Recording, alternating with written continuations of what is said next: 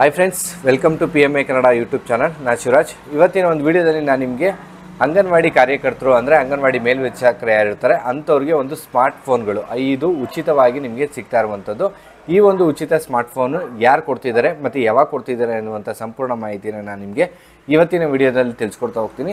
ನೀವಿನ್ನೂ ನಮ್ಮ ಚಾನಲ್ಗೆ ಸಬ್ಸ್ಕ್ರೈಬ್ ಆಗಿಲ್ಲ ಅಂದರೆ ಈ ಕೂಡಲೇ ನಮ್ಮ PMA ಕನ್ನಡ ಯೂಟ್ಯೂಬ್ ಚಾನಲ್ನ ಸಬ್ಸ್ಕ್ರೈಬ್ ಆಗಿ ಪಕ್ಕದಲ್ಲಿರುವಂಥ ಬೆಲ್ ಬಟನ್ನ ಓಕೆ ಮಾಡಿ. ಫ್ರೆಂಡ್ಸ್, ಬನ್ನಿ ಇವತ್ತಿನ ವಿಡಿಯೋನ ಸ್ಟಾರ್ಟ್ ಮಾಡೋಣ. ಮೊದಲನೇದಾಗಿ ನೋಡ್ಕೋಬೋದು, ನಿಮಗೆ ಒಂದು ಉಚಿತವಾಗಿ ನಿಮಗೆ ಸ್ಮಾರ್ಟ್ ಫೋನ್ಗಳನ್ನ ನೀಡ್ತಾ ಇರುವಂಥದ್ದು. ಇದು ನಿಮಗೆ ಅಂಗನವಾಡಿ ಕಾರ್ಯಕರ್ತರಿಗೆ ಈ ಒಂದು ಸಿಹಿ ಸುದ್ದಿ ಅಂತಲೇ ಹೇಳ್ಕೊಬೋದು. ರಾಜ್ಯದಲ್ಲಿರುವಂಥ 76,000 ಅಂಗನವಾಡಿ ಕಾರ್ಯಕರ್ತರಿಗೆ ಈ ಒಂದು ಉಚಿತ ಸ್ಮಾರ್ಟ್ ಫೋನ್ ನೀಡಲು ರಾಜ್ಯ ಸಂಪುಟ ಏನಿದೆ ಈ ಒಂದು ಸಚಿವ ಸಂಪುಟದಲ್ಲಿ ನಿರ್ಧಾರನ ಮಾಡಿರುವಂಥದ್ದು.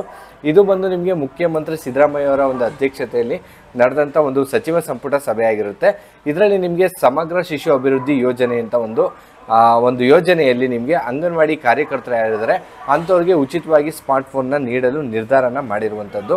ಅದರಲ್ಲಿ ಯಾರಿಗೆ ಅಂತ ಅಂದರೆ ನೀವು ನೋಡ್ಕೋಬೋದು, ಅಂಗನವಾಡಿ ಮೇಲ್ವಿಚಾರಕರಿಗೆ ಮಹಿಳಾ ಮತ್ತು ಮಕ್ಕಳ ಇಲಾಖೆಯೊಂದಿಗೆ ವಿವಿಧ ಸಮೀಕ್ಷೆಗಳು, ಅರ್ಜಿಗಳ ಒಂದು ಸ್ವೀಕಾರ ಮತ್ತು ಇತರ ಭರ್ತಿಗಳನ್ನ ಮಾಡೋಕ್ಕೋಸ್ಕರ 89.61 ಕೋಟಿಗಳನ್ನು ಮಂಜೂರು ಮಾಡಲು ನಿಮಗೆ ಆದೇಶನ ನೀಡಿರುವಂಥದ್ದು.